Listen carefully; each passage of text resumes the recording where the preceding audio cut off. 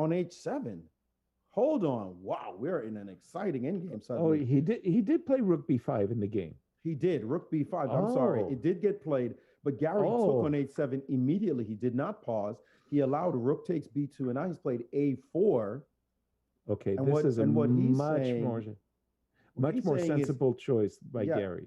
even if you get the a pawn, you'll be left with your a pawn, which is not exactly the pawn you want to have in order to win this game. And it's a blitz game now, guys. 1 minute to 3 minutes as Gary's just played the move h4.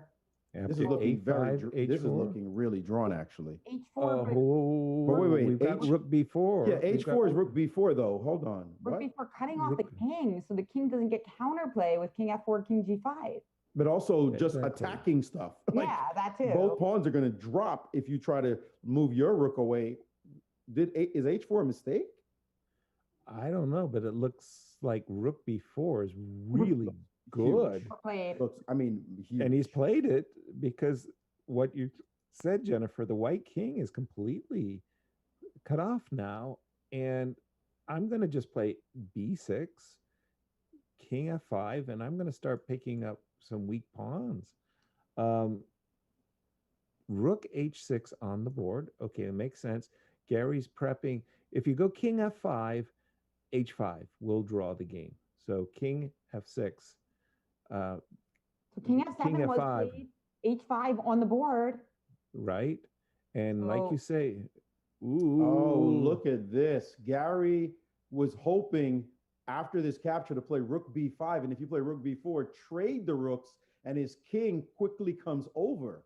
That's what he was hoping for. That line, well, we're seeing it differently now. If you go back one move, Yeah, Yaz, you're right. Yes.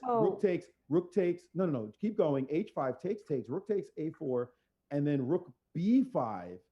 And if you play, Then and if he you has play rook. rook b4, then rip it off and play king to d4, and we get the draw. Gary We're gonna is get the same thing. drawing anyway. Look Because at that. Yeah, because the king is so far away. So if rook a4, rook b5 is going to force rook b4, right? Let me just refresh So you need your my king board. like to leap to c7 or something. He's just So playing rook B, b5, b6, right. rook b5. So if you play rook a4, rook b5.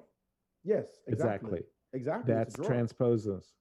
That's Gary the has transposition. found his way to it. Now, this is the position that he has to worry about. He played rook to e4, also calculating that he'd be drawing that endgame as well. That king and pawn endgame. That king and pawn endgame, because he could not be forced away from his pawn.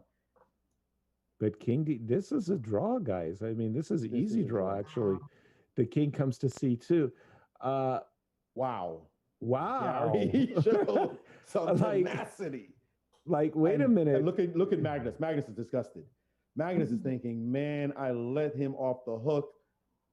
You called Magnus a legend, by the way. You've used this word twice, the legends.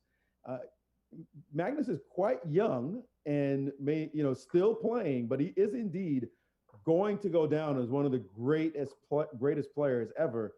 But the chance to defeat Gary has come up short. Yes. The truth, Yeah, the legend Gary Kasparov playing Slipped away. past legend, playing against the present or the future legend Magnus Carlsen, but it has slipped away indeed. And the game has ended in a draw. Kudos to Gary for surviving what looked like